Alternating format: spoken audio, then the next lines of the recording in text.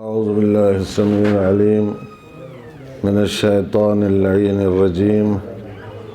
بسم الله الرحمن الرحيم.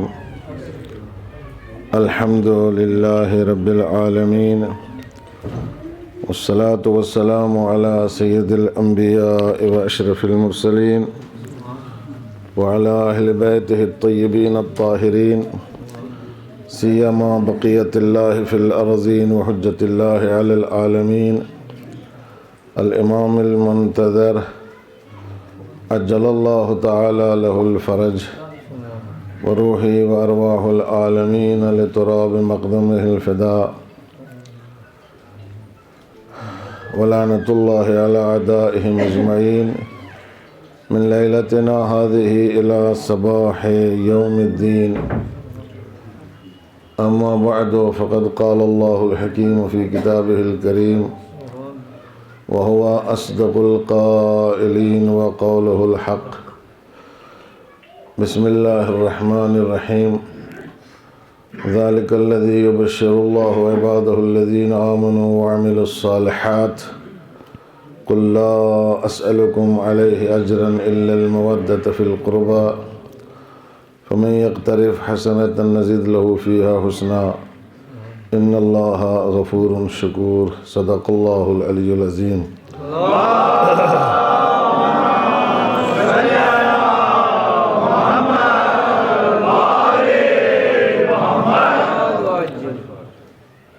امام علی نقی علیہ الصلوۃ والسلام کی ولادت کی تاریخ ہے. اس بابرکت اور مسعود و میمون موقع پر امام زمانہ عجل اللہ تعالی فرجہ الشریف کی خدمت میں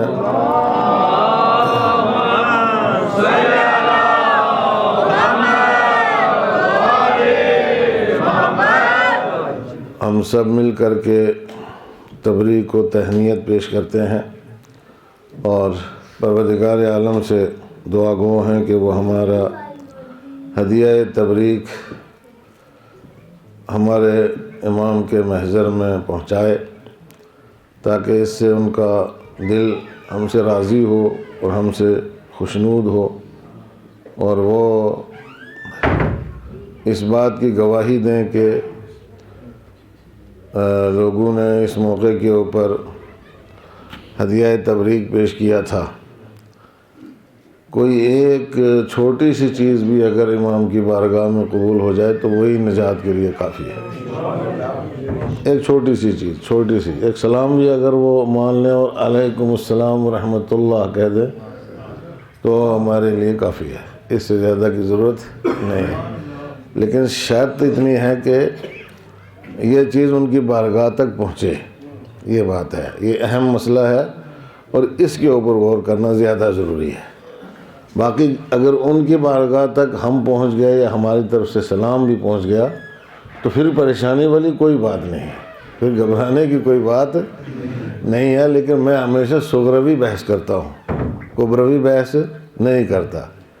یہ طے ہے کہ جو ان کی محبت پر مرے گا وہ شہید بھی ہے اور جنت میں جائے گا، یہ کبرا ہے. لیکن صغرا قضیہ یہ ہے کہ ان کی محبت جو ہے وہ کہاں کہاں پائی جاتی ہے، یہ مسئلہ ہے. کس کس دل میں واقعاً ان کی محبت ہے. جہاں جہاں ان کی محبت ملے گی ان کو کوئی نہیں روک سکتا ہے جنت میں جانے سے. مسئلہ یہ ہے کہ محبت دل کے اندر ہونا چاہیے، ایسا میں. اور یہ جو دل کے اندر محبت والی بات ہے، یہ میرے کہنے سے آپ کے اندر پیدا نہیں ہوگی، اور آپ کے کہنے سے میرے اندر پیدا نہیں ہوگی. نہ مجھے آپ کے دل کی خبر ہے کہ آپ کے اندر محبت ہے یا نہیں ہے، نہ آپ کو میرے دل کا پتہ ہے کہ میرے اندر اہل بیت علیہ السلام کی محبت ہے یا نہیں ہے. پتہ کس سے چلتا ہے؟ پتہ آدمی کی نقل و حرکت سے چلتا ہے، ایکٹیویٹی سے. آدمی کیا کرتا ہے اس سے معلوم ہو جاتا ہے کہ بھائی یہ کس سے محبت کرتا ہے، یہ کس کا آدمی ہے، کس جناح کا آدمی، کس پارٹی کا ہے، کس حزب کا ہے، ایسے میں کس کا پرچم اٹھائے ہوئے ہے، کس کی یونیفارم پہنے ہوئے ہے. سمجھ میں آ رہا ہے نہیں؟ کس کے رنگ میں رنگا ہوا ہے؟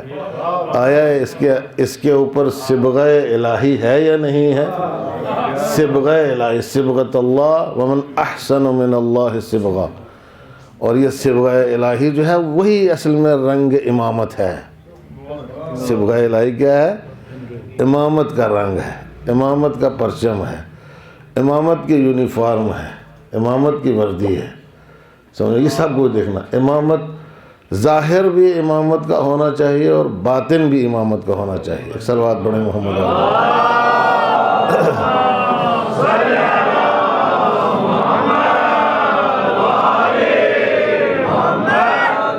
چونکہ ہم سب جو بھی کچھ کرتے ہیں، جتن کرتے ہیں، محنت کرتے ہیں، اور یہ نماز پڑھتے ہیں، محفلیں کرتے ہیں، جشن مناتے ہیں، تعریفیں کرتے ہیں، قصیدے پڑھتے ہیں، ایک دنیا ہے ماشاءاللہ، دنیا بہت کرتی ہے اس سلسلے میں، اور ہم تو کچھ بھی نہیں کرتے ہیں، لوگ بہت کرتے ہیں، بہت زیادہ سرمایہ بھی لگاتے ہیں، سب کچھ کرتے ہیں۔ لیکن مجھے انصاف سے آپ یہ بتائیں کہ اگر ساری دنیا ظاہراً جو ہے وہ سارا سرمایہ امامت کے قدموں پہ لٹا دے، سمجھ میں آیا نہیں، لیکن اندر سے کوئی امام کا ماننے والا نہ ہو، تو یہ ساری دنیا تو ویسے بھی ان کی ہے، یہ آپ کیا لٹاؤ گے ان کے قدموں پہ؟ دنیا میں سے آپ ان کو کیا دو گے؟ ہم ان کو کیا دیں گے؟ ہمارے پاس دنیا میں سے کیا ہے ان کو دینے کے لیے؟ کچھ بھی نہیں، دنیا ساری ویسے ہی ان کی ہے، یہ کائنات ساری ویسے ہی ان کی ہے، اور ہم جو کچھ کھا رہے ہیں وہ یہ خیرات ہے ان کی، صدقہ ہے ان کا، یہ دین ہے ان کی جو ہم کھا رہے ہیں، یہ ساری دنیا کھا رہی ہے، یہ صدقہ امامت کا کھا رہی ہے، صدقہ اماموں کا کھا رہی ہے۔ ایسا میں کوئی اگر کہے کہ صاحب یہ رسول کا صدقہ کھا رہی ہے تو میں مان لیتا ہوں اس بات کو بھی، لیکن رسول نے جو اپنی ذمہ داریاں جب امامت کے حوالے کی ہیں تو آپ پھر یہ امامت کا صدقہ کھا رہے ہیں، رسول کا صدقہ نہیں کھا رہے ہیں۔ توجہ کی آپ نے؟ کیونکہ رسول نے سب کچھ سونپ دیا، ان کے حوالے کر دیا، سب کچھ چارج دے دیا رسول نے اپنے پاس کچھ نہیں رکھا۔ غدیر خم کے میدان میں جو پریڈ کروائی تھی مسلمانوں کو، اور اس کے بعد جو کچھ دکھایا تھا وہاں پہ، وہ چارج دینا تھا، رسالت کا چارج جو ہے وہ امامت کے حوالے کیا۔ آپ تو چارج دے چکے ہیں رسالت کا، امامت۔ اب ساری کائنات جو ہے پہلے رسالت کے پاس تھی، اب امامت کے پاس ہے، پہلے رسول کے پاس تھی، اب امام کے پاس ہے، تو اب زمانے کے امام کے پاس ہے، تو کائنات میں سے کچھ بھی ہم ان کو نہیں دے سکتے ہیں۔ توجہ کی آپ نے؟ اب مسئلہ کیا ہے؟ مسئلہ دینے کا کیا ہے اور مسئلہ لینے کا کیا ہے؟ مسئلہ دینے کا یہ ہے کہ ہم اپنی محبتیں جو ہیں وہ ان کے نثار کریں۔ توجہ کیا؟ عقیدت، محبت، یہ اگر ہو جائے تو بڑی بات ہے، اگر نہ ہو تو پھر کچھ بھی نہیں ہے، پھر اس کے بعد کچھ بھی نہیں ہے۔ تو کوئی کہے کہ صاحب یہ چھوٹی موٹی محبت آپ کے دل میں پیدا ہو گئی اور آپ توقع رکھتے ہیں کہ امام سب کچھ حوالے کر دیں آپ کے، کب ہم کیوں نہ توقع رکھیں؟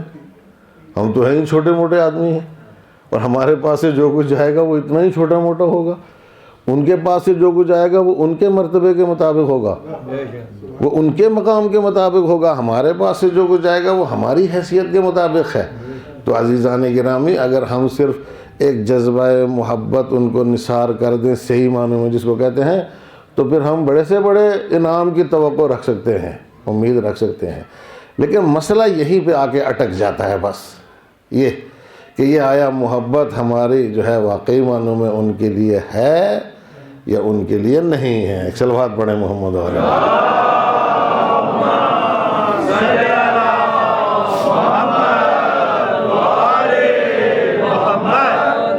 بس اس کے اوپر غور کرنے کی ضرورت ہے، اور اس کے اوپر میں صرف اپنے بارے میں سوچ سکتا ہوں، آپ اپنے بارے میں سوچ سکتے ہیں، ہم اپنے اندر جھانک کے دیکھیں، آپ اپنے اندر جھانک کے دیکھیں کہ واقعی معنوں میں جس محبت کا ہم دعویٰ کرتے ہیں اہل بیت علیہ الصلوۃ والسلام کے لیے وہ ہے یا نہیں ہے۔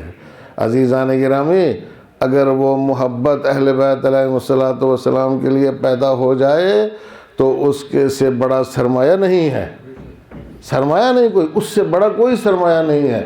اور پھر جب جس کے دل میں محبت پیدا ہو جاتی ہے وہ خود محسوس کرتا ہے کہ وہ سوچتا بھی اس کے لیے ہے جو اس کا محبوب ہے، وہ اٹھتا بیٹھتا بھی اس کے لیے ہے جو اس کا محبوب ہے، وہ کھاتا پیتا بھی اس کے لیے ہے جو اس کا محبوب ہے، وہ چلتا پھرتا بھی اس کے لیے ہے جو اس کا محبوب ہے۔ اس کی زندگی کے کسی لمحے میں بھی محبوب کا تصور اس کے دل و دماغ سے دور نہیں ہوتا ہے۔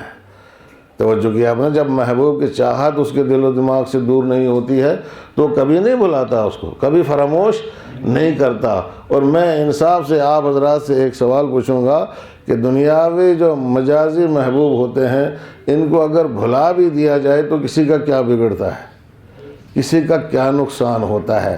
لیکن یہ مجازی محبوب نہیں ہے، یہ حقیقی محبوب ہے۔ توجہ کی آپ نے؟ یہ حقیقی محبوب ہے۔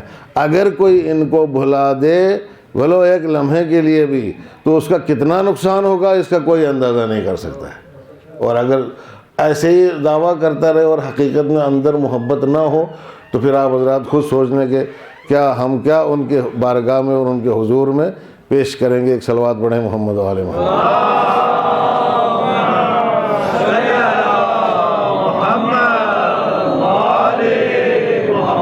تو بس امامت سے جو وابستگی ہے ہماری، یہ وابستگی زبانی نہیں ہونا چاہیے، یہ وابستگی دکھاوے کی نہیں ہونا چاہیے۔ ہمیں کسی کو نہیں دکھانا ہے کہ ہم امامت سے وابستہ ہیں۔ سب سے پہلے ہمیں اس امام کی بارگاہ میں اس چیز کو باور کرانا ہے کہ مولا ہم آپ سے وابستہ ہیں، ہم آپ سے جڑے ہوئے ہیں، ہم آپ کے ماننے والے ہیں، ہم آپ کے عقیدت مند ہیں، ہم آپ کے فدائی ہیں، ہم آپ کے جانثار ہیں، ہم جو کچھ بھی ہے وہ آپ کے لیے ہے، ہمارا جو کچھ بھی ہے وہ آپ کے لیے ہے، ہمارا سب کچھ آپ کے لیے ہے۔ توجہ کر رہے ہیں آپ حضرات؟ تو پھر اگر اتنا آدمی دعویٰ رکھتا ہے، اتنا دعویٰ رکھتا ہے تو پھر وہ اطاعت اور فرما برداری میں کوئی کمی نہیں کر سکتا۔ جس آدمی کا اتنا بڑا دعویٰ ہو وہ ان کی اطاعت میں، ان کی فرما برداری میں، ان کا حکم ماننے میں کوئی کمی نہیں رکھ سکتا ہے کبھی بھی۔ سوال ہی جتنا ہو سکے گا اس سے وہ اپنے امام کی اطاعت کرے گا، اپنے امام کا حکم مانے گا، اور ساری زندگی جو ہے وہ اپنے امام کے لیے جیے گا اور امام کے نقش قدم پر جو ہے چل کر کے اس دنیا سے جائے گا اگر اس کے دل میں محبت ہے۔ اور پھر خاص طور سے ایسے امام کہ جو دنیا میں بھی ہمارے لیے سب سے زیادہ کارساز ہیں اور آخرت میں بھی ہمارے لیے سب سے زیادہ کارساز ہیں۔ توجہ کیا آپ نے؟ ایسے امام اگر ہو تو پھر اس کے لیے اگر آدمی اپنی پوری زندگی اس کے نقش قدم پر چل کر کے بسر نہ کرے تو ظاہر سی بات ہے کہ پھر اس انسان نے کیا پایا ہے؟ کچھ نہیں پایا۔ تو عزیزان گرامی، یہ بات یہاں پر ختم نہیں ہوئی، تھوڑا سا ہم بات کو آگے بڑھاتے ہیں اس سوچ میں۔ یہ جو اس چیز سے تو آپ اتفاق رکھتے ہیں نا، ہماری اس بات سے تو اتفاق رکھتے ہیں، آپ جوان اتفاق رکھتے ہیں کہ بھائی ان المحب لمن یحب یطیع، محب جس کی محبت کرتا ہے اس کی اطاعت کرتا ہے۔ قرآن مجید میں قل ان کنتم تحبون اللہ فاتبعونی یحببکم اللہ ویغفر لکم ذنوبکم۔ کہلوایا ہے پروردگار عالم نے اپنے حبیب محمد مصطفیٰ صلی اللہ علیہ وسلم سے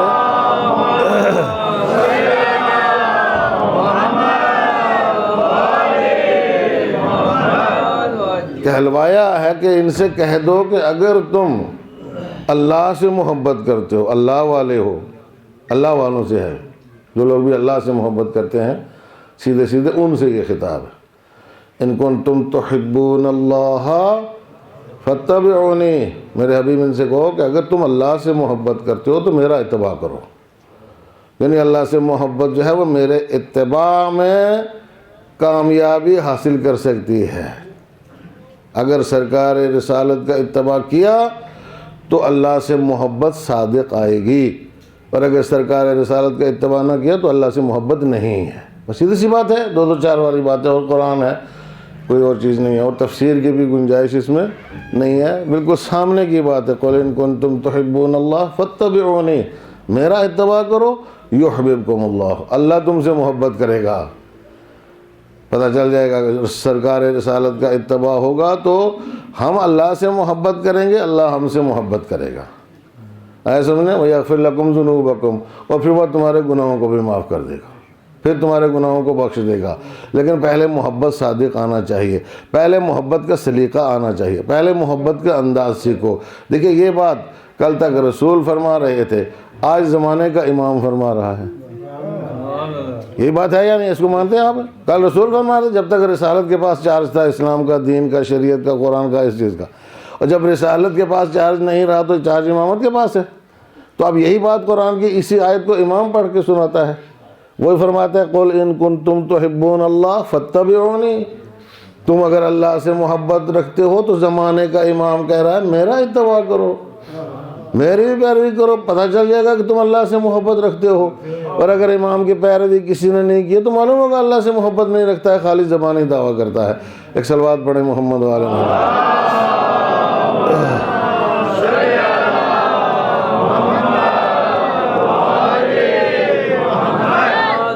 تو یہ بات امام، زمانے کا امام کا مطالبہ ہے. پروردگار عالم اس کی زبان سے کہلوا رہا ہے کہ ان سے کہو اگر اللہ سے محبت رکھتے ہو تو میرا اتباع کرو، میری پیروی کرو.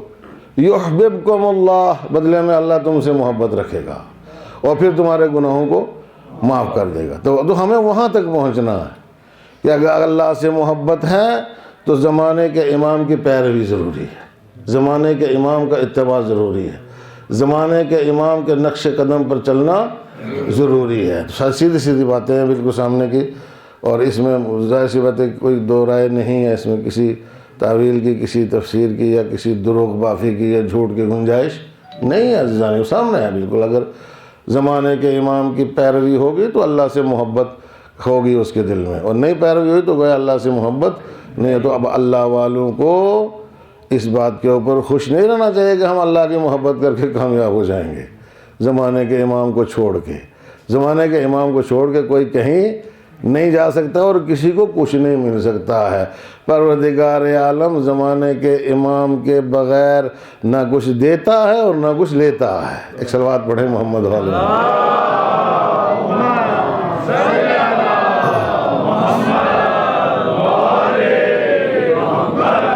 اس کی سنت ہے، اس کی سنت ہے، وہ امام کے بغیر نہ کچھ دے گا نہ کچھ لے گا. یوم ندعو کل اناس بامامہم، قرآن ہے، یہ بھی قرآن ہے.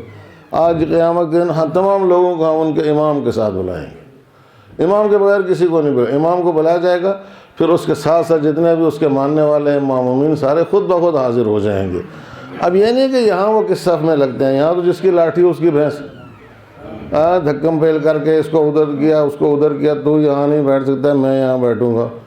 سمجھ میں آیا؟ میں زیادہ مانتا ہوں تو وہ یہاں دھکم پھیل یہاں چلتا ہے، زبردستی یہاں چلتی ہے. آیا سمجھ میں؟ اب یہاں اگر رسول کو دھکم پھیل کر کے بیچارے کمزوروں کو ہٹا کے ادھر ادھر بیٹھ جاؤ تو یہ یہاں چلے گا، یہ وہاں نہیں چلے گا، وہاں نہیں چلے گا. وہاں تو آٹومیٹیکلی خود بخود جو رسول کا ماننے والا ہوگا رسول کے پیچھے کھڑا ہوگا، اور جو رسول کا ماننے والا نہیں ہے وہ جا ہی نہیں پائے گا وہاں تک. وہ وہاں سسٹم آٹومیٹک ہوگا، وہاں نہیں چلے گا کسی کی ایسا دھکم پھیل نہیں چلے گا. وہ خود بخود جو ہے جو رسول کا ماننے والا اس کے ساتھ، جو جس امام کا ماننے والا ہے وہ اس کے ساتھ جو ہے وہ صف میں جا کر کے کھڑا ہو جائے گا، اور جو نہیں ماننے والا ہے وہ خود بخود دور رہے گا. تو وہ کشش ہے، وہ مقناطیسیت ہے، وہ جذب ہے، کیفیت جذب ہے. سمجھا؟ رسول اپنے ماننے والوں کو خود کھینچ لیں گے، اور جدھر وہ سنخیت نہیں پائی جائے گی وہ کھینچے گا کس بیس کے اوپر. ایک صلوات پڑھیں محمد والے محمد.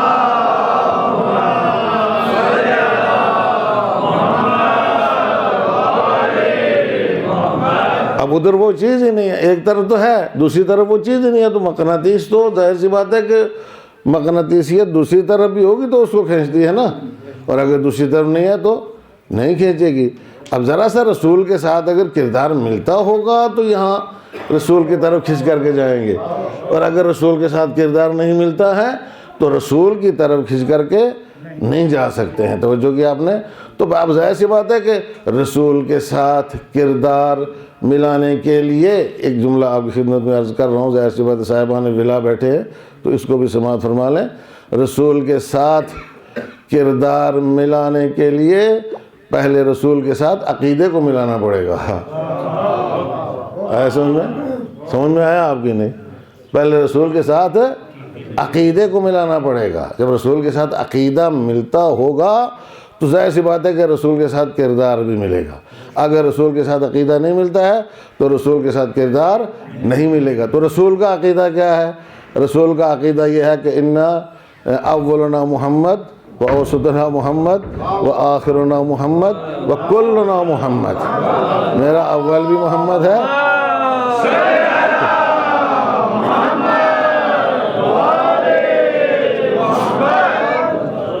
رسول کا یہ عقیدہ ہے، یہ رسول کا عقیدہ. رسول نے اپنا عقیدہ، مجھے محمد مانتے ہو تو ہمارا پہلا بھی محمد ہے، ہمارا اوسط بھی محمد ہے، ہمارا آخر بھی محمد ہے، ہم کل کے کل محمد ہیں. تو جس طریقے سے مجھے محمد مانا ہے اس طریقے سے میرے آخری کو بھی محمد مانو گے تو میرے عقیدے میں میرے ساتھ شریک ہو گئے. اور جب عقیدے میں شریک ہو گئے تو پھر ظاہر سی بات ہے کہ رسول کا اتباع بھی کرو گے، کردار بھی رسول سے ملے گا. اور اگر رسول کے عقیدے کے ساتھ شریک نہیں ہوئے تو رسول کے ساتھ کردار جتنا مرضی ملاتے رہو اس سے کوئی فرق پڑنے والا نہیں. ایک صلوات پڑھیں محمد والے میں.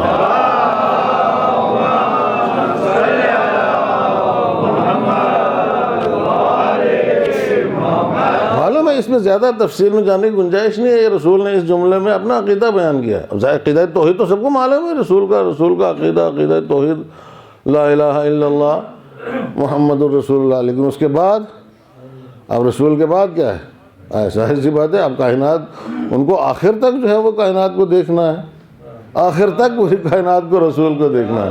تو اس کے بعد کے لیے نشان ہدایت کیا ہے؟ اس کے بعد کے نشان ہدایت یہی رسالت نے چھوڑے ہیں کہ بھئی یہ نہیں سوچنا کہ ہم نے رسول کو مان لیا تو کافی ہے، اب اس کے بعد علی کو مانو یا نہ مانو کوئی فرق نہیں پڑنے والا. نا، ایسا نہیں ہے. رسول کو مان لیا تو علی کو بھی ماننا پڑے گا، علی کو مانا ہے تو حسن کو بھی ماننا پڑے گا، حسن کو مانا ہے تو حسین کو بھی ماننا پڑے گا. ان میں سے ہر ایک کو ماننا جو ہے وہ رسول کو ماننا ہے، اور ان میں سے کسی کو بھی نہ ماننا رسول کو نہ ماننا ہے. ایک صلوات پڑھے محمد والے محمد.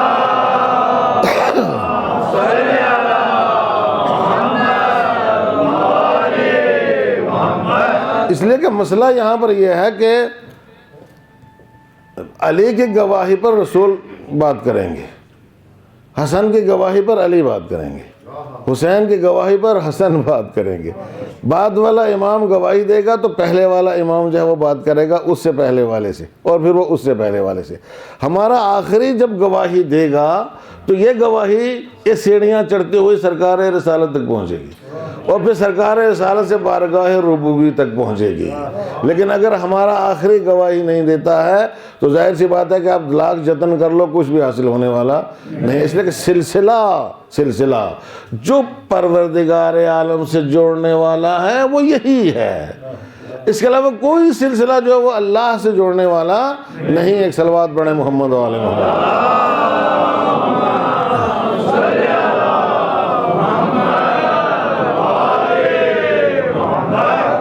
اور اس کو ساری دنیا مان چکی ہے، تقریباً کم و بیش جو ہے وہ اس بات کو دنیا تسلیم کر چکی ہے کہ بھائی اہل بیت علیہم السلام کے بغیر کوئی چارہ نہیں ہے.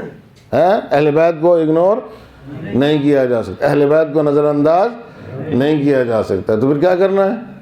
پھر خالی اہل بیت علیہم السلام سے محبت رکھنا ہے، زبانی محبت، دعوی محبت، خالی قصیدے پڑھنا ہے، خالی منقبتیں پڑھنا ہے، یا کچھ اور بھی تقاضا ہے محبت کا؟ توجہ کیا آپ نے؟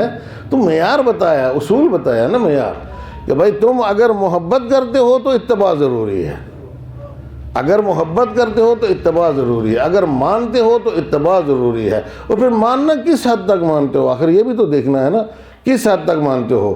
دیکھیے اس بات کی بالکل گنجائش نہیں ہے، بالکل گنجائش نہیں ہے کہ سرکار دو عالم کے بعد کسی اور کے ساتھ علی کا مقایسہ کیا جائے یا موازنہ کیا جائے. ایک صلوات پڑھیں محمد والے محمد.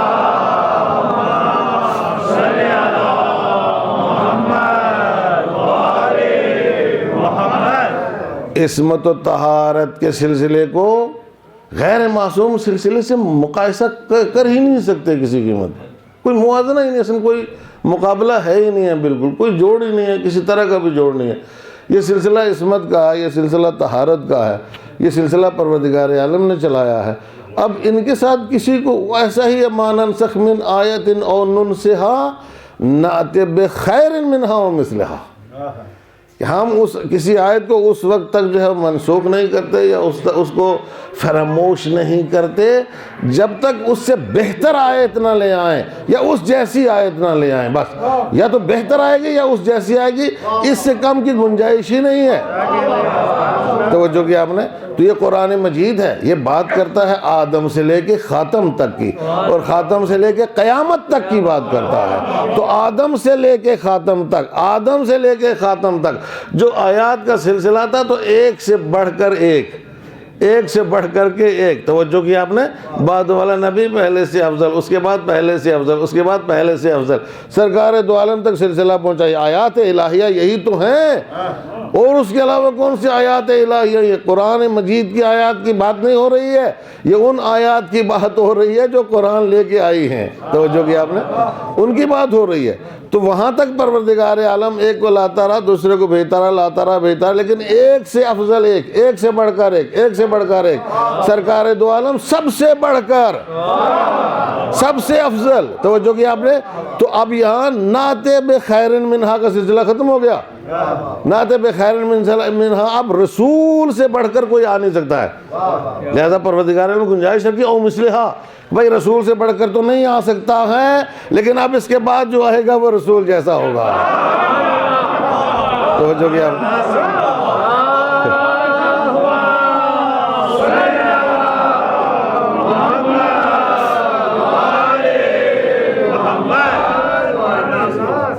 تو اب وہ جو آئے گا رسول جیسا ہوگا. یہ کوئی خالی فضائل والی بات نہیں ہے عزیزان گرامی، بلکہ ایک لمحہ فکریہ قرآن ہے، اور قرآن جو ہے وہ تطبیق کر رہا ہے کرداروں کو. ایسے نہیں ہے، کرداروں کو تطبیق کر کے بتا رہا ہے کہ نعت بخیر منہا کہاں تک تطبیق ہوگا، او مثلہا جو ہے اس کا مصداق کون ہے. یہ قرآن بتا رہا ہے، ورنہ آپ کوئی مجھے تلاش کر کے بتا دو پوری کائنات میں اس کے علاوہ کوئی اور سلسلہ اگر ایسا ہے، تو کوئی اور اس کے علاوہ اس کا مصداق اگر ہے تو مجھے بتا دو کہیں ڈھونڈ کر کے. توجہ کی آپ نے؟ تو اب جب نہیں ہے تو یہی ایک ہے. آیا سمجھ میں؟ وہاں رسول ایک سے بڑھ کر کے ایک، اور یہاں رسول کے بعد جو ہے وہ رسول سے بڑھ کے تو کوئی نہیں آ سکتا ہے، لہٰذا اب رسول جیسا آئے گا. اب مثلہا کا سلسلہ جو ہے وہ اس کے بعد جو شروع ہوگا. توجہ، اسی لیے سرکار دو عالم نے فرما دیا کہ ہمارا پہلا بھی محمد، اوسط بھی محمد، آخر بھی محمد، ہم کل کے کل جو ہے وہ محمد ہیں، ہم ایک جیسے ہیں سارے کے سارے. ایک صلوات پڑھیں محمد و آل محمد.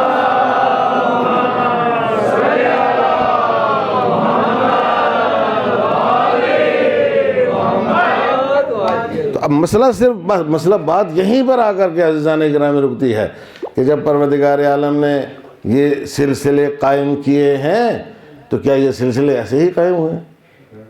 نہیں، یہ ضرورت ہے اس بات کی کہ یہ کائنات اپنے معال تک پہنچے، یہ کائنات اپنے مقصد تک پہنچے، یہ کائنات اپنے ہدف تک پہنچے. توجہ کیا آپ نے؟ اس کا اپنے مقصد تک پہنچنا ضروری ہے، اور مقصد واضح ہے، قرآن مجید میں بتایا ہوا ہے. مقصد کیا ہے اس کا؟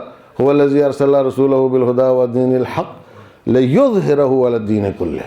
جب تک دین الہی پوری کائنات پر غلبہ نہیں پا لیتا ہے تب تک یہ کائنات اپنے مال تک نہیں پہنچ سکتی ہے، تب تک یہ کائنات اپنے مقصد تک نہیں پہنچ سکتی ہے. اس کی خلقت کا مقصد پورا نہیں ہوگا. اس وقت پورا ہوگا کہ جب اللہ کا دین پوری کائنات پر غالب آئے گا، جب پوری کائنات پر اللہ کی حکومت ہوگی، جب پوری کائنات پر اللہ کا فرمان چلے گا.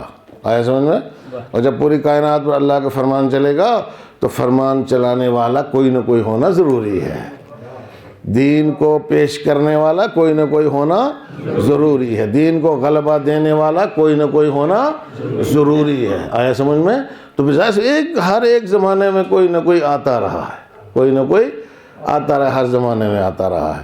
لیکن اب دنیا والوں نے کتنی سازشیں کی ہیں. اب یعنی تاریخ بشریت میں، تاریخ انسانیت میں کچھ بھی کہہ لیں آپ، جب سے خداوند عالم نے مخلوقات کو پیدا کیا ہے، کوئی گھرانہ ایسا نہیں ہے کہ جس کے خلاف انسانوں نے اتنی سازشیں کی ہوں.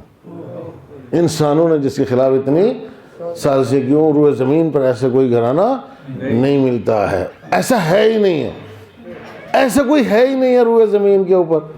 توجہ کی آپ، جو ان جیسا اللہ نے کسی کو بنایا ہی نہیں. ان جیسا اللہ نے کسی کو پیدا ہی نہیں کیا ہے، روئے زمین پر ایسے کوئی نہیں ملتا ہے، تو پھر ان کے خلاف سازشیں ہوئی ہیں، تاریخ بتاتی ہے بہت زیادہ سازشیں ہوئی ہیں، اتنی سازشیں ہوئی جس کا کوئی اندازہ نہیں ہے۔ ہمارے کسی بھی امام کی جو ہے وہ طبیعی موت نہ ہونا اس بات کی دلیل ہے کہ ان کے خلاف سازشیں ہوتی رہی ہیں۔ توجہ کی آپ نے، سازشیں ہوتی رہی ہیں۔ سازشیں کون کرتا رہا؟ یہی انسان کرتے رہے۔ اور وہ کیسے تھے یہ لوگ؟ ان کے اندر بھی وہی دعوے تھے جو معاذ اللہ ہمارے اور آپ کے اندر ہیں۔ وہ دیکھ کر کے جو ہے وہ نہیں قبول کر پائے، دل سے نہیں قبول کر پائے، دل سے نہیں مان پائے، دیکھ کر کے، معجزے دیکھ کر کے، کرامات دیکھ کر کے، سب کچھ دیکھ کر کے بھی تھوڑی دیر کے لیے ڈر جاتے تھے، اس کے بعد پھر مکر جاتے تھے، تھوڑی دیر کے لیے مان جاتے تھے، پھر مکر جاتے تھے، ایک مان جاتا تھا، دوسرا پھر جو ہے وہ مکر جاتا تھا۔ جو سامنے دیکھ کے جو ہے وہ نہیں مان پائے، تو ہمیں اور آپ کو کیا توقع رکھنی چاہیے؟ ہم تو نہیں دیکھ پا رہے ہیں، تو بغیر دیکھے ہم کتنا مان سکتے ہیں ان کو؟ بغیر دیکھے غور کرنے کی ضرورت ہے، لمحہ فکری ہے۔ کیا واقعی جو ہم مان رہے ہیں جس طریقے سے اس کو ماننا کہتے ہیں؟ جس طریقے سے ہم قبول کر رہے ہیں اس کو قبول کرنا کہتے ہیں؟ جو عقیدہ ہم رکھے ہوئے ہیں ان کے بارے میں کیا واقعی یہی عقیدہ ہونا چاہیے؟ جو عمل ہے ہمارا ان کے سامنے کیا یہی عمل ہونا چاہیے؟ جو کردار ہے ہمارا اس روئے زمین پر کیا یہی کردار ہونا چاہیے؟ کیا یہی طریقہ کار ہونا چاہیے امامت کے ہوتے ہوئے؟ اور کیا اس طریقہ کار نے پروردگار عالم کے نمائندوں کو آدم سے لے کے آج تک نقصان پہنچایا یا نہیں پہنچایا؟ یہی طریقہ کار تھا جس سے نقصان ہوا ہے روئے زمین پر، اور اس کے علاوہ کوئی نہیں تھا کہ بھائی ہم زبانی طور پر دعوے کرتے ہیں محبت کے، لیکن عمل میں ہم جو ہے وہ دور ہیں، عمل ان کے جیسا نہیں ہے، کردار ان کے جیسا نہیں ہے، سیرت وہ نہیں ہے جو ہونا چاہیے۔ توجہ کی آپ نے؟ ایسا کیوں ہوتا ہے کہ اس امت میں، اسی امت میں اس وقت بھی اور آج بھی جب جنازوں کی باری آتی ہے تو جم غفیر جمع ہو جاتا ہے؟ یہ امام علی نقی علیہ السلام کے جنازے میں بہت بڑی بھیڑ تھی۔ توجہ کی آپ نے؟ بہت بڑی بھیڑ تھی جنازے میں، درباری، وزراء، حکام، حکمران طبقہ، شہزادے، غیر شہزادے، تمام لوگ جو ہے وہ جنازے میں شریک تھے۔ اب ان سے کوئی پوچھے کہ تم جس کے جنازے کا اتنا احترام کر رہے ہو، اللہ اکبر، یہ جب زندہ تھا تو تم نے اس کا اتنا احترام کیوں نہیں کیا؟ اور اب تو اتنا احترام کرنے کی ضرورت نہیں تھی، اب تو ضرورت نہیں تھی، اب دو آدمی بھی ان کو جو ہے وہ اپنی منزل تک پہنچا سکتے ہیں، ان کو ضرورت تھی زندگی میں تم ان کا اتنا احترام کرتے۔ توجہ کیا آپ نے؟ تاکہ وہ نوبت نہ آتی، جو نوبت آئی، وہ نوبت نہ آتی جو نوبت آئی۔ یہ چیز جو ہے وہ قابل غور ہے کہ ہم احترام کرتے ہیں تو کس کا احترام کرتے ہیں؟ ہم عقیدت رکھتے ہیں تو کس سے عقیدت رکھتے ہیں؟ سمجھ میں آیا یا نہیں؟ جو کچھ ہمارے اندر ہے کس چیز سے وابستگی ہے اس کی؟ کیا واقعاً ہم جو ان کا نظریہ ہے، جو ان کی آئیڈیالوجی ہے، جو ان کی فکر ہے، جو ان کا دین ہے، اس کا احترام کرتے ہیں یا صرف ان کا احترام کرتے ہیں؟ ان کی آئیڈیالوجی کا احترام نہیں، ان کے دین کا احترام نہیں، ان کی فکر کا احترام نہیں، ان کے طرز عمل کا احترام نہیں ہے۔ توجہ کی آپ نے؟ اس کا احترام نہیں ہے۔ تو اگر احترام اس کا ہو تو پھر ذات کا بھی احترام ہو جاتا ہے، یعنی اگر بات کا احترام ہو تو ذات کا بھی احترام ہو جاتا ہے، لیکن اگر بات کا احترام نہ ہو تو خالی ذات کا احترام کوئی معنی نہیں رکھتا ہے۔ اور جو بات کاٹ دیتا ہو بات، چاہے وہ عملاً ہی کاٹتا ہو، زبانیں نہیں کاٹتا ہو، تو ظاہر سی بات ہے وہ ذات کا کیا احترام کرے گا؟ یہی وجہ ہے کہ اسی چیز نے نقصان پہنچایا، اس وقت سے لے کے آج تک جو ہے اسلام کو نقصان پہنچا، دین کو نقصان پہنچا، اللہ کے نمائندوں کو نقصان پہنچا، اسی چیز کا نقصان پہنچا ہے۔ توجہ کیا آپ نے؟ تو پھر اس چیز سے کیا ثابت ہوتا ہے؟ اس چیز سے یہ ثابت ہوتا ہے کہ یہ لوگ جو اس قسم کا نظریہ رکھتے ہیں، یہ اگر کبھی محبت کا دعویٰ کریں تو یہ سچے نہیں ہیں، یہ اگر کبھی عقیدت کا دعویٰ کریں تو یہ سچے نہیں ہیں۔ کیوں؟ اس لیے کہ ان سے محبت کرنے والا اگر واقعی معنوں میں محب ہے، ان کا توجہ فرمائیں آپ، ان سے محبت کرنے والا کبھی گھاٹے میں نہیں رہ سکتا ہے، دنیاوی معیار پر کیوں پرکھتے ہو؟ اگر دنیاوی معیار پر ہی پرکھنا ہے محبت اہل بیت علیہ الصلوۃ والسلام کو، تو جب یہ انسانوں کی زندگیاں بچانے میں کامیاب ہو جاتے ہیں، توجہ کیا آپ حضرات نے، مردوں کو زندہ کرنے میں کامیاب ہو جاتے ہیں، تو کیا زندہ کو آگے زندگی چلانے میں یہ مددگار ثابت نہیں ہو سکتے؟ زندہ کے زندگی کی رکھوالی کرنے میں یہ مددگار ثابت نہیں ہو سکتے؟ تو ہم اپنی اس ظاہری حیات کے لیے، توجہ کیا آپ نے، ظاہری حیات کے لیے کبھی کبھی جو ہے وہ ان کو پیچھے چھوڑ دیتے ہیں، نظر انداز کر دیتے ہیں، ان کو جھٹلا دیتے ہیں، عملاً جھٹلا دیتے ہیں، غافل ہو جاتے ہیں۔ اور اکثر ہمارا معاشرہ اور ہمارا سماج جو ہے وہ غافل ہے۔ غافل، میں نہیں کہتا محب نہیں ہے، محبت ہے، کبھی کبھی جاگ جاتی ہے، کبھی کبھی سو جاتی ہے، لیکن غفلت کا شکار ہے۔ توجہ کیا آپ نے، غفلت کا شکار ہے۔ اچھا، جب غفلت کا شکار ہیں تو آپ سے میں بات نہیں کرتا ہوں، میں ان لوگوں سے بات کرتا ہوں جو محبت کو کہتے ہیں صاحب نماز سے افضل ہے۔ محبت کس سے افضل ہے؟ نماز سے افضل۔ وہ لوگ اب نہیں کہتے، وہ لوگ جو کہتے ہیں محبت نماز سے افضل، اچھی بات ہے۔ قرآن مجید میں خدا کہتا ہے وَيْلٌ لِّلْمُصَلِّينَ الَّذِينَ هُمْ عَنْ صَلَاتِهِمْ سَاهُونَ۔ جب ایک کمتر چیز کی غفلت پروردگار عالم کو برداشت نہیں ہے، توجہ کر رہے ہیں حضرات، کمتر، آپ کے بقول کمتر چیز سے غفلت اللہ کو برداشت نہیں ہے، تو اگر کوئی ان سے محبت میں غفلت برتے گا تو اسے خدا کیسے برداشت کرے گا؟ ایک صلوات پڑھیں محمد و آل محمد۔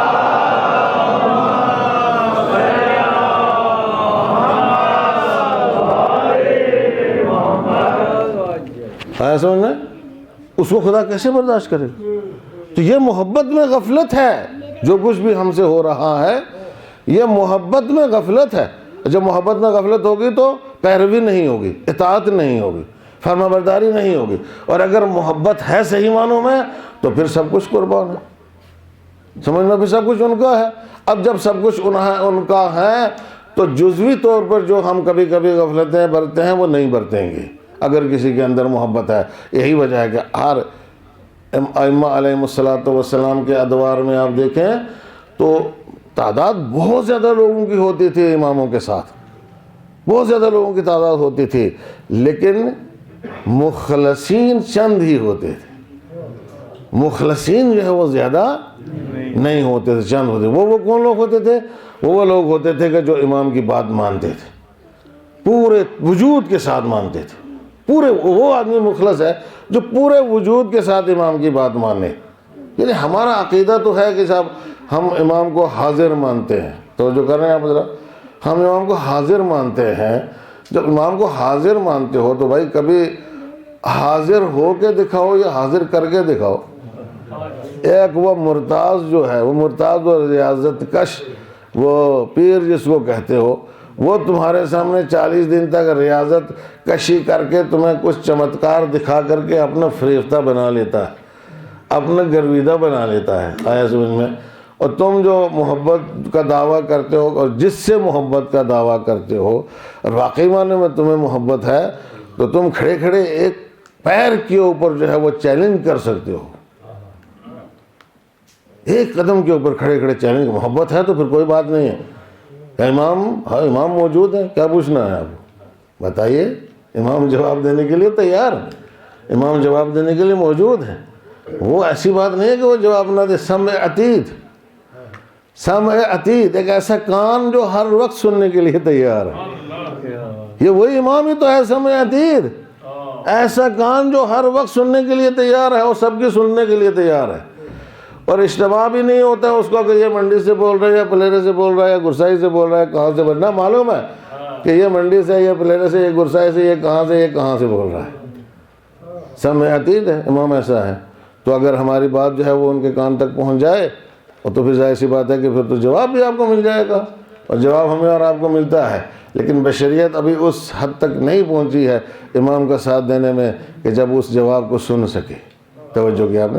ہم نہیں سننے کے قابل ہوئے، ہم نہیں سننے کے قابل ہوئے ہیں، وہ تو سب کچھ سناتے ہیں، سب کچھ انہوں نے بتا دیا ہے، سب کچھ موجود ہے۔ آپ نے وہ واقعہ سنا ہی ہوگا بحرین کا، جو سب نے سنا ہے وہ واقعہ، کہ وہ ایک وزیر نے کوئی تماشا کیا تھا وہاں، تو شیعوں کو چیلنج کر دیا کہ صاحب دیکھو یہ جو ہے وہ ہمارے مذہب کی حقانیت کی دلیل ہے، اور ہمارے خلفاء کی حقانیت کی دلیل ہے. ان کے نام جو ہے وہ انار کے اوپر کندہ ہو گئے.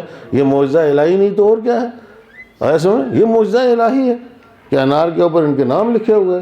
اس کا مطلب کبھی کبھی ہمارے یہاں بھی لوگ جو چڑھا دیتے ہیں فیس بک پر اور واٹس ایپ اور ادھر ادھر کے یہ صاحب یہ اللہ آ گیا ہے تو یہ آ گیا تو یہ وہ آ گیا.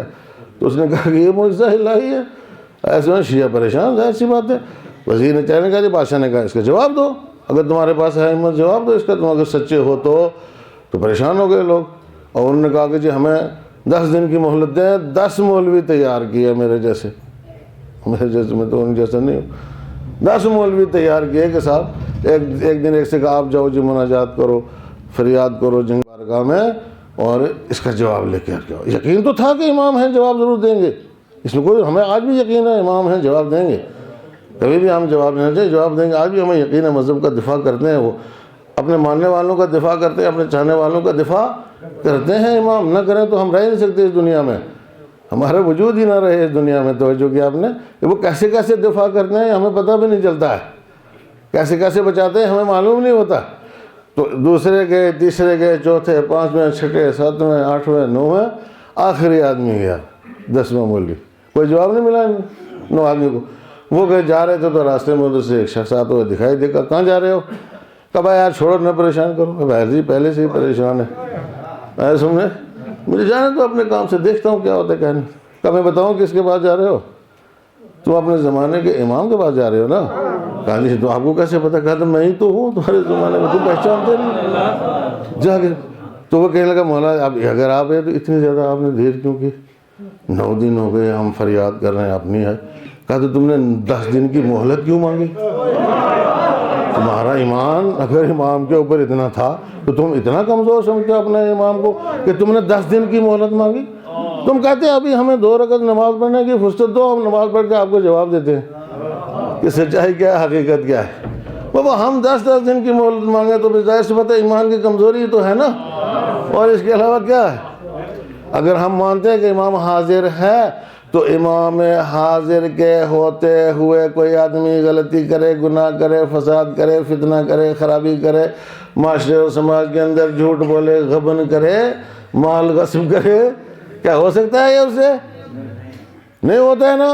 تو پھر کیا نہیں مانتے ہیں اس لیے ہوتا ہے، حاضر نہیں مانتے ہیں اس لیے ہوتا ہے. جو حاضر مانتا ہے وہ سب کچھ حاضر کرے گا. اور کرے گا کیا؟ اسے تو معلوم، امام کو تو معلوم ہے کیا رکھا ہے تمہارے یہاں، کہاں سے آیا ہے یہ بھی معلوم ہے. توجہ کیا آپ نے؟ تو سب کو معلوم ہے، ہم کو معلوم ہے. عزیزان گرامی یہ نہیں، زندگی میں ہم جو کچھ بھی کرتے ہیں وہ ہمارے امام سے ڈھکا چھپا نہیں. اگر امام اس کو مانا ہے تو پھر اس سے پوشیدہ کوئی چیز رہ نہیں سکتی ہے. کیوں؟ اس لیے نہیں رہ سکتی ہے کہ کل ان کو گواہی دینا ہے ہمارے عمل کی. اور گواہ جب تک دیکھ نہ لے گواہ نہیں ہو بن سکتا ہے. وہ دیکھیں گے تو گواہی دیں گے نا. تو جو کہ اگر وہ دیکھ نہیں سکتے تو گواہی نہیں دے سکتے ہیں. تو اگر یہی چیز جو ہے وہ ہم مان لیں، صحیح معنوں میں ہمارے جوان بچے بوڑھے جتنے بھی ہیں، ہمارا معاشرہ، ہمارا سماج اس چیز کو تسلیم کر لے تو عزیزان گرامی وہ ڈرے گا کہ بھائی میں جو کر رہا ہوں میرا امام دیکھ رہا ہے، مجھے ایسا نہیں کرنا چاہیے، یہ گناہ ایسا نہیں کرنا چاہیے. ایسا میں لیکن جب ہم مانتے ہی نہیں ہیں، جب ہم مانتے ہی نہیں، بلا وجہ والی بات ہے. پھر جو کیا جو کچھ بھی ہم کرتے ہیں، جو کچھ بھی ہم کرتے ہیں اپنے دل کی تسلی کے لیے. بس ایک صلوات پڑھے محمد علیہ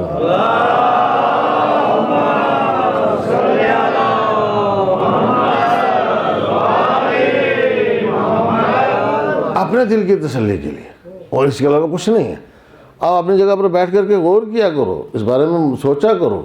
اور یہ مومن کا شیوا ہے، مومن کی ذمہ داری ہے، اور نوجوانوں کی خاص طور سے ہمارے، کہ بھائی آپ نے اپنے طور پر تھوڑا سوچا کرو، اپنا حساب کیا کرو کہ کیا کر رہے ہیں ہم، اور ہم کیا بن سکتے ہیں لیکن کیا نہیں بنے ہیں. سمجھ میں آیا؟ حساب کریں ہم.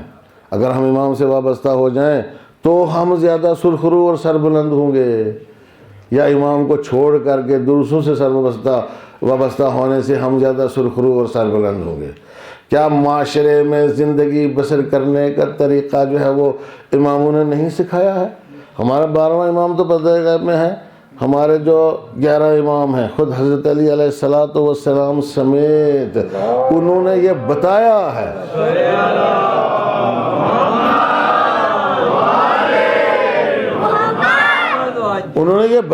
ہے کہ غیروں کے معاشرے میں کیسے زندگی بسر کی جاتی ہے۔ تو پیغمبر کے فوراً بعد معاشرہ علی کا نہیں تھا، غیروں کا معاشرہ۔ علی کے لیے جو معاشرہ تھا کس کا تھا؟ غیروں کا معاشرہ تھا، 25-26 سال، سمجھ میں آیا؟ پھر حضرت علی کے 3-4 سال، اس کے بعد پھر تھوڑی مدت امام حسن کی، اور اس کے بعد ہمارے یعنی 11ویں امام تک جو معاشرہ، جو سماج، جو سوسائٹی، جو لوگ جتنے بھی تھے، یہ غیروں کا معاشرہ تھا، یہ ان کا معاشرہ نہیں تھا، ماننے والوں کا نہیں تھا، مخالفین کا معاشرہ تھا، دشمنوں کا معاشرہ تھا۔ اور دشمنوں کے اس معاشرے اور سماج میں اور دشمنوں کی حکومت میں رہتے ہوئے ائمہ علیہ السلام نے زندگی بسر کر کے بتا دیا ہے کہ تم ان کے معاشرے میں رہ کر کے کیسے زندگی بسر کرو، کیسے اپنے آپ کو سربلند کرو، کیسے اپنے آپ کو سرخرو کرو، کیسے اپنے آپ کو سماج اور معاشرے میں آگے بڑھاؤ۔ سمجھ میں بتایا انہوں نے، طریقہ بتایا جینے کا، تو وہ جینے کا طریقہ ہم اختیار کریں۔ آیا سمجھ میں؟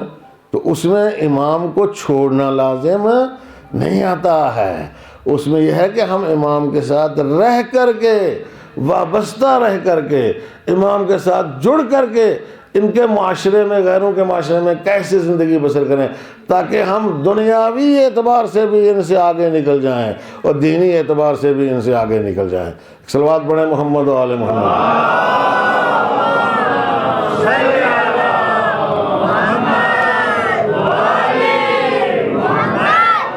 ہے سمجھ میں؟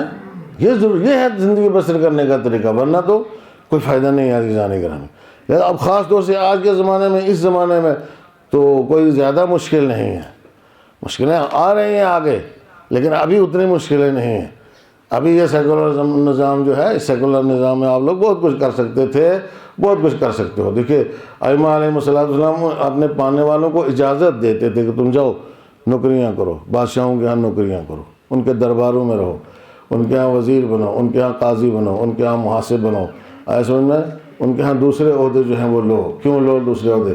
اس لیے لو کہ وہاں سے رہ کر کے تم جو ہمارے ماننے والے ہیں، ہمارے ماننے والے ہیں، ان کی خدمت کر سکو، ان کو تقویت پہنچا سکو، توجہ کیا آپ نے، ان کی مدد کر سکو، ان کی مدد۔ آج بھی یہی ہے، جتنے لوگوں کو جو ہے وہ نوکریاں ملتی ہیں، بڑے بڑے عہدے ملتے ہیں، آیا سمجھ میں، ان کا فرض بنتا ہے کہ اگر وہ یہ چاہتے ہیں کہ امام کی مرضی اس میں شامل ہو، امام کی خوشنودی اس میں شامل ہو، امام کی رضایت اس میں شامل ہو، تو اپنے اس عہدے سے اور اپنی اس نوکری سے، اپنے اس وظیفے سے خدمت کرے۔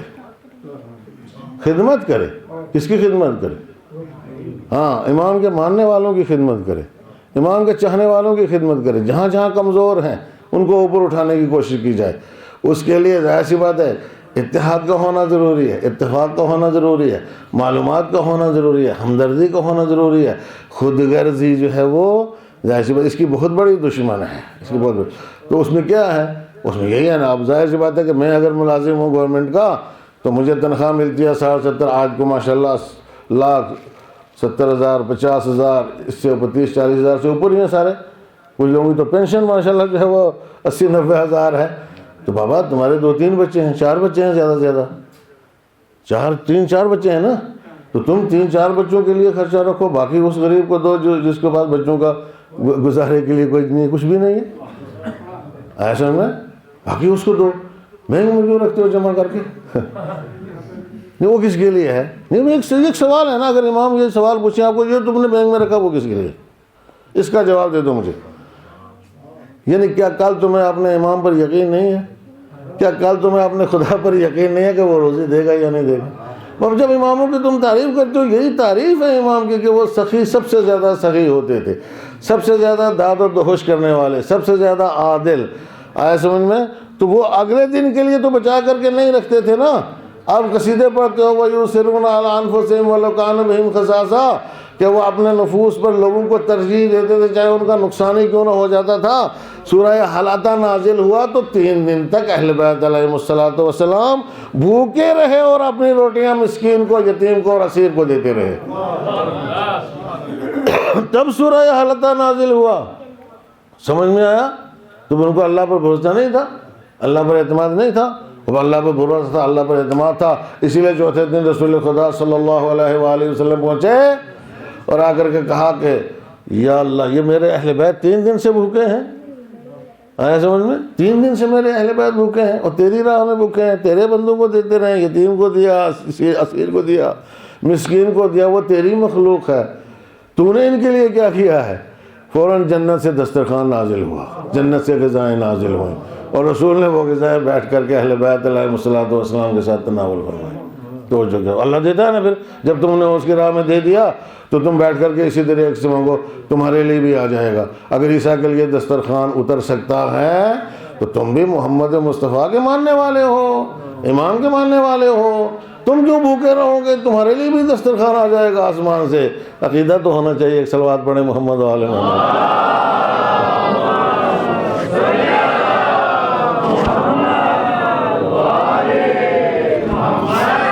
ہم محبت میں جنون کی بات تو کرتے ہیں، ہم وہ جو ابھی ایک قصیدہ پڑھا انتظار صاحب نے، ایک صلوات پڑھے محمد و آل محمد۔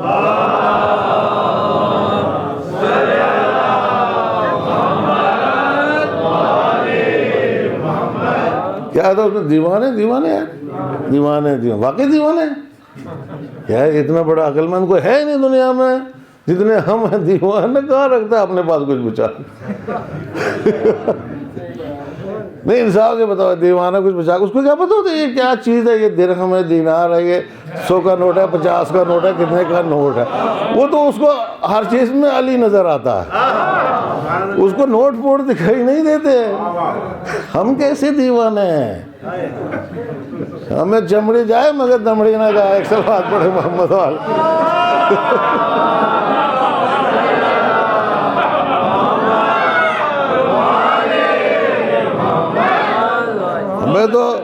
ہمیں تو صاحب ابھی پوتا نہیں، اس کی نسل آگے جو اس کی بھی فکر ہے، اس کے آگے والے کی بھی فکر ہے کہ اس کے لیے بھی مکان بنا کے چلے جائیں تو بس ہم پھر بے فکر رہیں گے وہاں پہ۔ ایسے تھوڑا ہوتا ہے بھائی، ایسا نہیں ہوتا ہے۔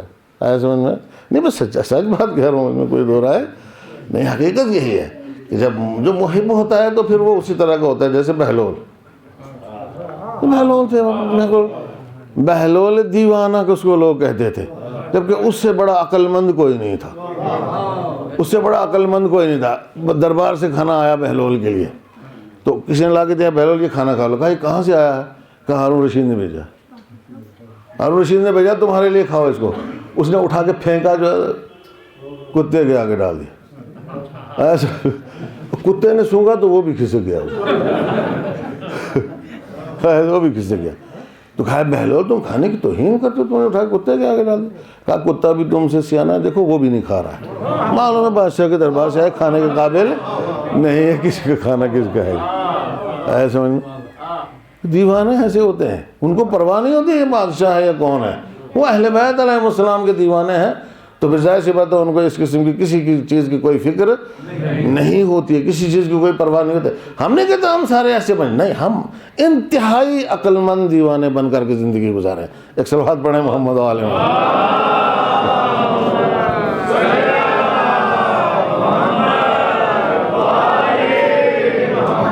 انتہائی عقل مند۔ لیکن ہم کیسے دیوانے ہیں؟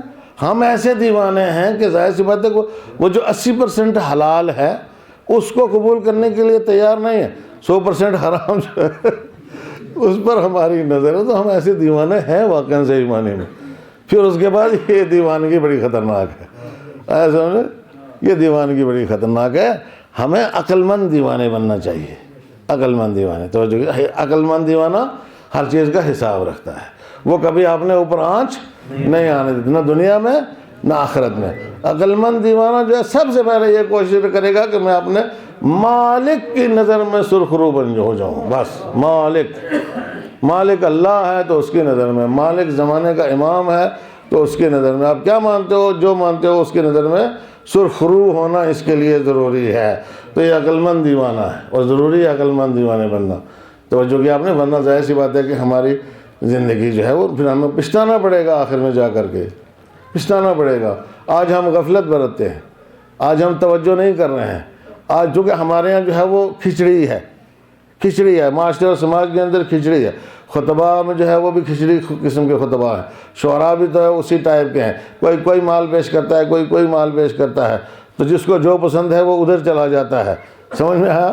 جن کو حقیقت پسند ہے تو وہ اس صداقت کی طرف آتے ہیں، حقیقت کی طرف آتے ہیں، جن کو وہ پسند نہیں ہے تو وہ ان ذاکرین کے پیچھے جاتے ہیں کہ جو صرف تعریفیں کرواتے ہیں آپ سے، اور اس کے علاوہ باقی کیا ہوتا ہے آپ کا کچھ بھی ہو جائے ہمیں کوئی پرواہ نہیں ہے۔ ان کی جیب گرم ہونا چاہیے، آیا سمجھنے؟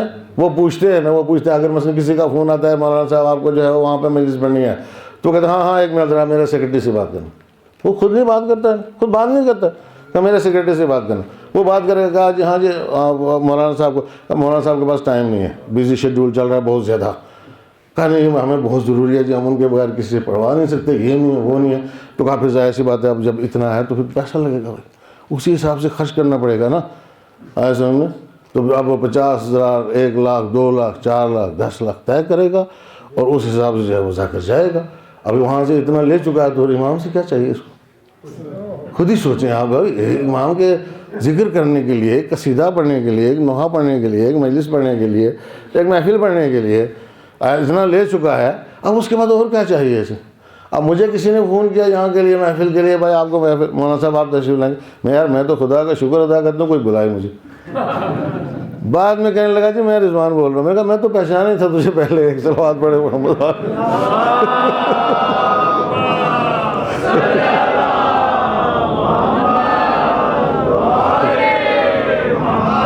تو میں نے تو پہچانے بغیر ہاں کر لیجیے میں آؤں گا، تو میں تو چاہتا ہوں بھائی کوئی بلائے تو ہم جائیں خدمت کریں، تو ہم سے نہیں ہو سکتی ہے، یہ کوئی بڑا دعویٰ نہیں۔ کیوں؟ اس لیے کہ بابا ادھر سے آئے گا تب بھی اللہ کی طرف سے ہے، ادھر سے آئے گا تب بھی اللہ کی طرف سے ہے، جدھر سے آئے گا اسی کی طرف سے ہے، آج نہیں تو کل آئے گا، تو ضرور آ تو رہا ہے، روزی تو مل رہی ہے، زندگی چل رہی ہے، نظام چل رہا ہے الحمدللہ، تو کس بات کی فکر ہے؟ سودا کیوں کریں ہم کوئی سودا نہیں کرتے کسی سے، توجہ کیا آپ نے؟ تو اگر اہل بیت علیہ السلام کے ماننے والے ہیں تو رسوا نہ کریں اپنے آپ کو بیچ کر کے نام اہل بیت علیہ السلام، اپنے آپ کو بیچ کر کے نام اہل بیت کو رسوا کرتے ہیں، خود کو بھی رسوا کرتے ہیں۔ 89 کی بات ہے، میں ظاہر سی بات ہے مجھے اپنے فضائل نہیں ممبر سے پڑھنا چاہیے، لیکن چلو ایک بات آپ کی خدمت میں پیش کر، 89 میں کتنا سا رہا ہوں گا، فوٹو ہے کہیں پر آپ دیکھیں گے پہچان نہیں پائیں گے۔ ایسا نہیں، کراچی میں ایک صاحب کو فون آیا کہ مولانا آپ نے مجلس کی ایک کیسٹ بھیج دی، میں نے کیا کرو گے؟ ہاں جی مجلس سنیں گے اور پھر آپ سے جو ہے وہ وہاں پہ اشرا پڑھوائیں گے۔ میں نے کہا یار میں بکاؤ مال نہیں ہوں کہ تو پہلے ٹیسٹ لے گا میرا، سنے گا، اس کے بعد مجھے بلائے گا، یہی بات یقین مانے آپ۔ کہا مولانا ہماری یہ مراد نہیں تھی، وہاں پہ غلام عسکری صاحب پڑھ چکے ہیں، وہاں پہ ذیشان صاحب پڑھ چکے ہیں، اس لیے میں نے کہا میں ان سے اچھی پڑھتا ہوں، ایک صلوات پڑھیں محمد عالم۔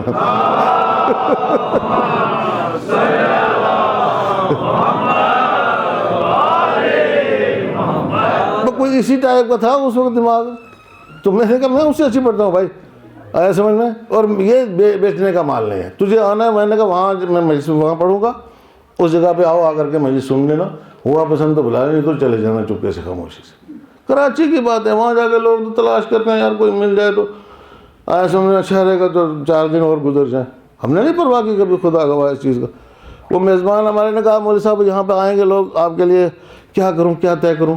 میں نے کہا کچھ نہیں، اگر ڈیٹ خالی ہو تو وعدہ کر لینا، اور یہ کہنا کہ بھائی لے جائیں اور چھوڑ دیں واپس لا کے، میرے پاس گاڑی یہاں پہ نہیں ہے، ہے نہیں کتنا؟ میں نے کہا کچھ نہیں، ایک بات نہیں کرنے کا حق نہیں پہنچتا آپ کو یہ کہنے کا کہ اتنا پیسہ لیں گے، اس کے علاوہ یہ آپ کو حق نہیں ہے بالکل، کیونکہ اس بات کی اجازت نہیں دی جا سکتی ہے، خدا اس کو قبول نہیں کرتا، یہ پروردگار عالم کو پسند نہیں۔ عزیزان گرامی، تو ظاہر سی بات ہے کہ ہمیں جو ہم اہل بیت علیہ السلام کے ماننے والے ہیں تو ہم نہیں چاہتے کہ آپ سارا کچھ راہ خدا میں لٹا دو، ہم یہ چاہتے ہیں کہ اپنی زندگی میں ایک تعادل پیدا کرو اور ایک ایسی زندگی بسر کرو جو حساب کتاب والی زندگی ہو، جس سے اہل بیت علیہ السلام کی خوشنودی ہمیں حاصل ہوتی رہے، تاکہ وہ ہم سے ناراض نہ ہوں۔